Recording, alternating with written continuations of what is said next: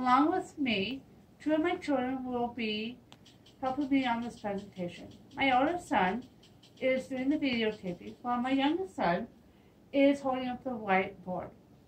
On this whiteboard shows the important aspects of identifying the adverb clause.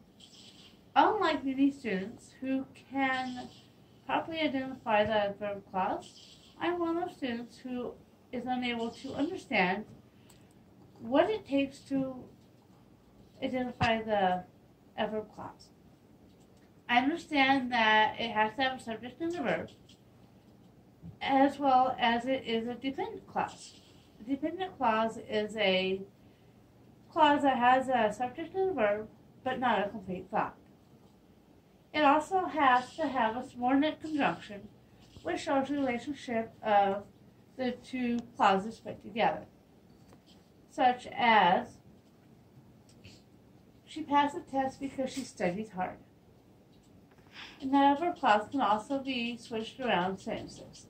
What I mean by this is if we were to take the example, she passed the test because she studied hard, you could also put it as, because she studied hard, she passed the test.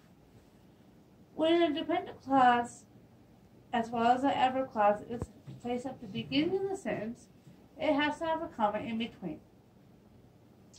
That way it can show the true relationship of each clause.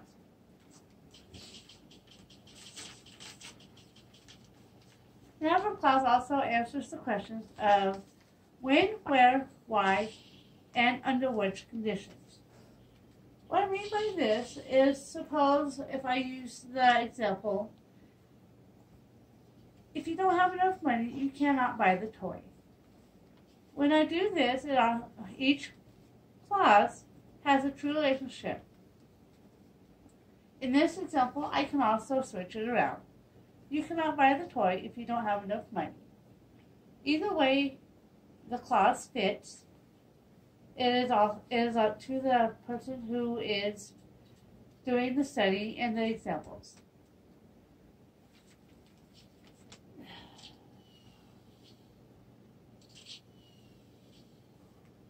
An adverb clause also modifies an adjective, an adverb, and also a verb. Unlike noun clauses, which modifies the subject or the noun, adverb clauses are totally different.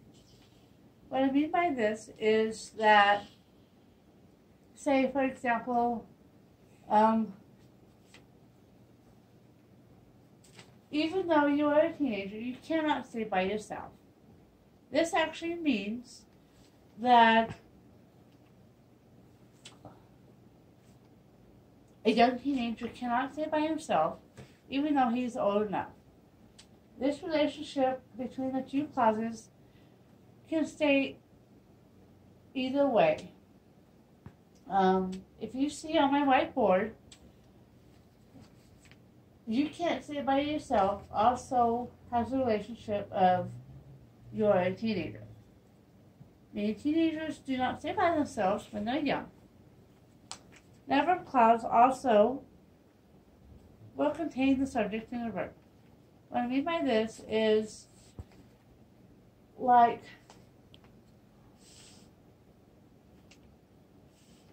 again, unless you have the money, you cannot buy that toy.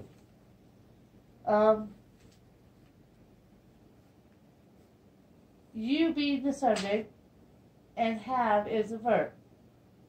Money would be the adverb. At this time, I would like to conclude my presentation. I hope each and every you have a good night.